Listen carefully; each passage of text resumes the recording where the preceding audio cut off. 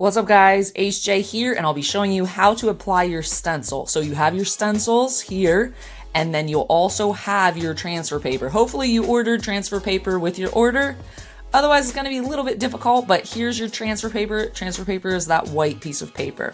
Next thing you're gonna do is you're going to cut out your stencil. You can use an X-Acto knife or scissors. And once your stencil's cut out, you can use an X-Acto knife to weed out the design. Also, you don't have to weed out your design just yet. It's really up to you, depending on if you're using the positive or the negative side. So I am going to weed out the stencil. You can see in my hand, it's actually a weeding tool. You can use an X-Acto knife or you can use a larger needle. So I'm going to weed out the design first.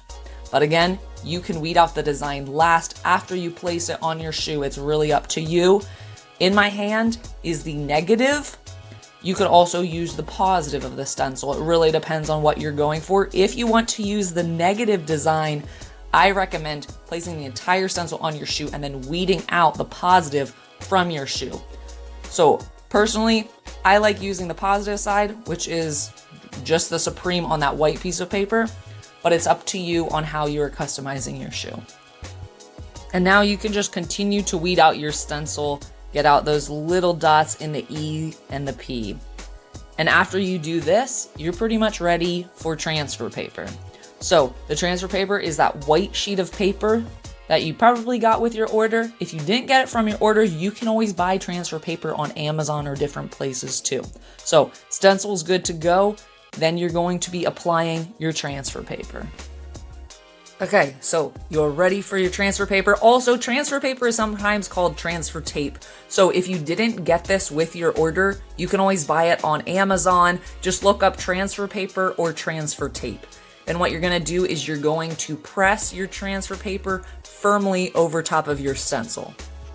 If for some reason it's not picking up with your transfer paper, if the stencil is not picking up with the transfer paper, you could press even harder with any object that you have in your house. You can use scissors, you can use the X-Acto knife top, you can use anything that you want, but make sure to press firmly on it. When I was first starting, I had no idea what transfer paper, transfer tape was, and I tried to apply everything by hand. It was a disaster. So definitely get yourself some transfer paper, some transfer tape. Saves a ton of time. So this is what you have now, and then you can apply it to your shoe. So if you're applying it to your shoe, you want to make sure that your shoe has been properly prepped. If you have a leather shoe, it needs to have the deglazer, the acetone, all that fun stuff. I actually have different tutorial videos if you want to see like a full customization. But for this one, I did not prep this shoe because it's for illustration purposes only. So you'll have your shoe and it should be properly prepped. Then you can decide where on the shoe you would like to place your stencil. So normally, I don't recommend ever placing the stencil on the toe box of the shoe. I recommend placing it on the sides of the shoe. It's just going to be much more durable. If you place it on the front of the shoe, on the toe box of the shoe, it will crease over time. So keep that in mind when you are customizing. Again, personally, I like doing things on the side. Once you find a good spot to place a stencil, you're just gonna press firmly down on that stencil and then slowly peel off the transfer paper. So, like I said earlier, these shoes have not been prepped because I'm just doing this for illustration. Make sure that your shoes have been properly prepped. A lot of times if they have been properly prepped, it's going to easily come off when you're peeling that transfer paper off. The stencil should firmly adhere to the leather. If you are using a canvas shoe, you don't need to prep, just make sure that your canvas is clean.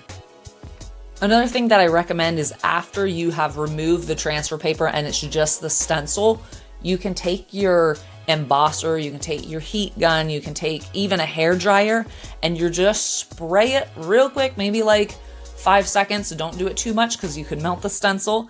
You'll just spray it real quick and it will help to properly adhere the stencil a little bit better to your shoe. Okay, your shoe is good to go for painting. So you're going to tape around that area, however you may be designing it. Make sure that you tape around that area, very important. Then you're gonna get your paintbrush. Do not do this with your paintbrush, okay? You got to be very delicate. You wanna start and then slowly work your way out with your paintbrush. Otherwise, you will have a ton of paint bleed underneath your stencil. And personally, I recommend investing in an airbrush. It's going to be way smoother if you just invest in an airbrush. So if you don't have an airbrush, totally fine. You can hand paint it, but you need to be very careful as you're painting your stencil.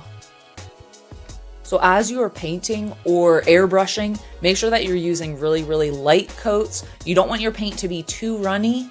You don't want your paint to be too thick. So keep that in mind. Angelus and Jacquard both have, great options for painting your shoes. Just make sure that you're doing light coats. And also in between layers, you can use your heat gun, you can use your hair dryer to make sure that the paint has properly dried.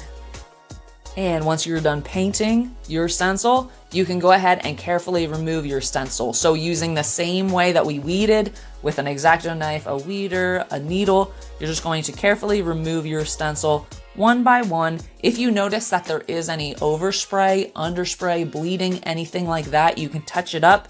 If you are using white shoes, white leather shoes, I found that the flat white from Angelus works really well, very similar to the white color of the Air Force One Nikes.